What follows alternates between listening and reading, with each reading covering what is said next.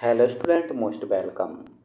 तो चलिए लिखेंगे आनंद मासिक पत्रिका अंक 10 के प्रतिलेखन संख्या 3 और 4 का डिक्टेशन। डिक्टेशन लिखने से पहले इसमें आने वाले कुछ हार्ड वर्ड और वाक्यांश की आउटलाइनों पर एक नज़र डाल लेते हैं। यदि आपको इसका PDF चाहिए तो आप हमारे Telegram channel shorthand with Vivek से इसका PDF भी डाउनलोड कर सकते हैं। टेलीग्राम चैनल तक पहुंचने के लिए इस वीडियो के डिस्क्रिप्शन में लिंक दिया है, या आप टेलीग्राम पर सर्च करेंगे शॉर्ट हैंड विद विवेक तो आपको आसानी से मिल जाएगा। तो चलिए लिखेंगे इसका डिक्टेशन। डिक्टेशन की स्पीड लगभग 100 शब्द पर मिनट रहेगी। तो चलिए डिक्टेशन स्टार्ट करते हैं 5 सेकंड बाद।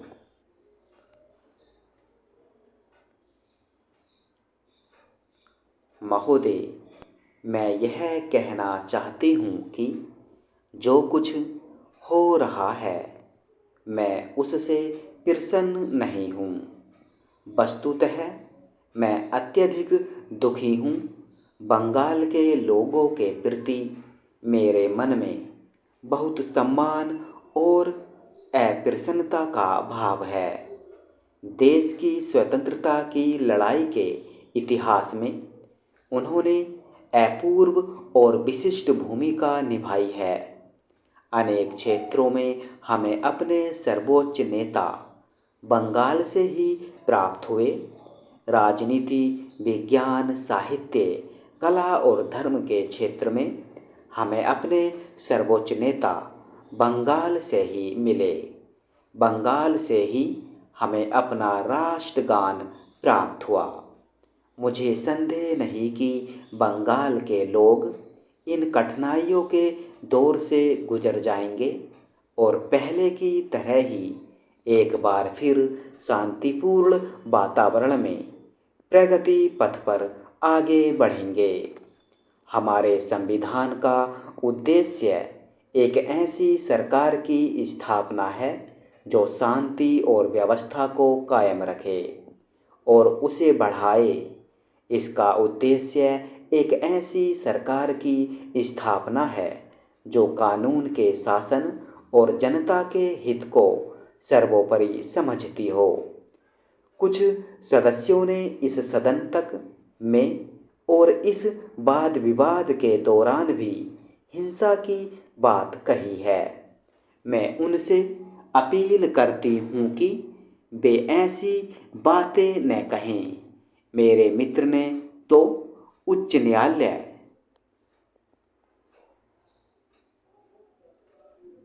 का घेराव करने तक की बात कही है। हिंसा से किसी उद्देश्य की पूर्ति नहीं हो सकती। संविधान में ऐसी कोई व्यवस्था नहीं है कि व्यवस्थित रूप से काम करने का स्थान सड़कों पर होने वाली हिंसा ले सके। ऐसी हिंसा का प्रतिरोध करना हम सबका कर्तव्य है। जो कुछ सदस्यों ने संभवतः वाद विवाद की उत्तेजना के वातावरण में कुछ ऐसी बातें कहीं जिन्हें में अपनी सेना और पाकिस्तान में होने वाली घटनाओं आदि के बारे में गैर जिम्मेदारी से भरी बातें कह सकती हूँ, तब मुझे बहुत चिंता हुई। मैं समझती हूँ कि ये निराशा के स्वर हैं। ये उन लोगों के स्वर हैं जिनका भारत और भारत के लोगों पर विश्वास नहीं है।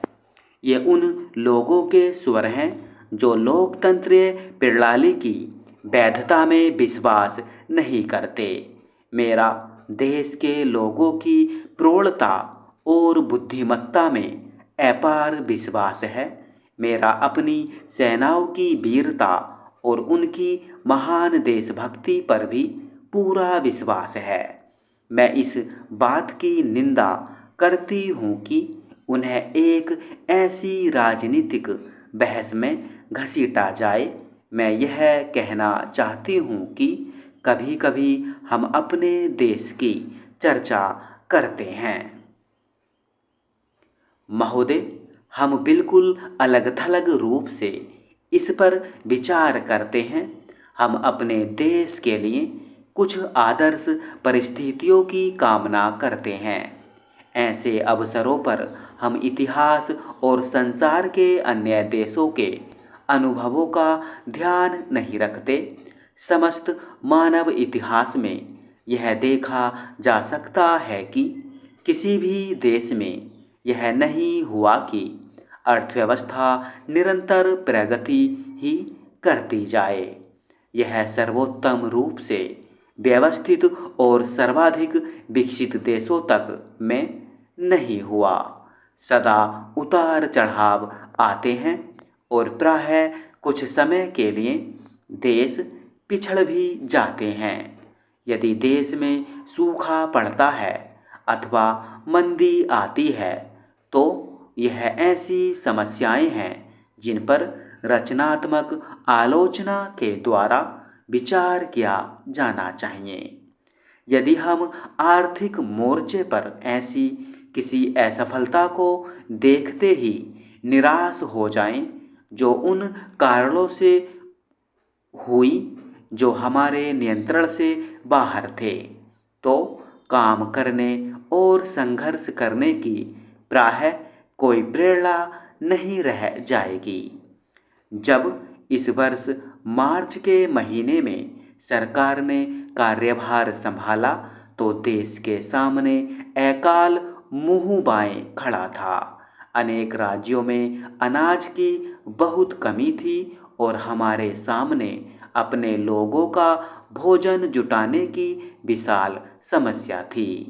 इतिहास में कभी भी किसी सरकार को ऐसी प्रबल चुनौती का सामना नहीं करना पड़ा, फिर भी हमने साहस और दृढ़ता से पूरा मुकाबला किया।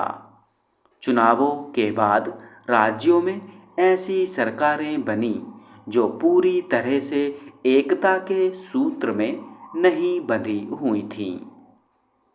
ये सरकारें केंद्र की सत्तारूढ़ पार्टी के विरुद्ध थीं, लेकिन हमने भुखमरी की चुनौती का सामना करने में इन्हें पूरा सहयोग दिया।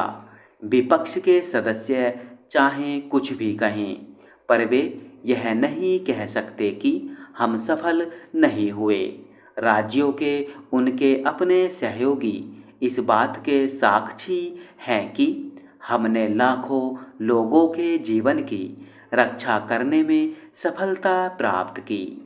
अंत में मैं सदन के दोनों पक्षों के सदस्यों से यह अनुरोध करना चाहती हूँ कि वे तात्कालिक महत्व की बातों से ऊपर उठकर इतिहास के व्यापक परिप्रेक्ष्य में इन समस्याओं पर विचार करें। हमने स्वतंत्रता के छठे दशक में प्रवेश किया है। देश की आधी जनता का जन्म स्वतंत्रता के बाद हुआ है। अतः इन लोगों को इस बात की जानकारी नहीं है कि गुलामी का क्या अर्थ होता है और वे नहीं जानते कि गुलामी समाप्त करने के लिए कैसा संघर्ष करना पड़ता है। स्टॉप।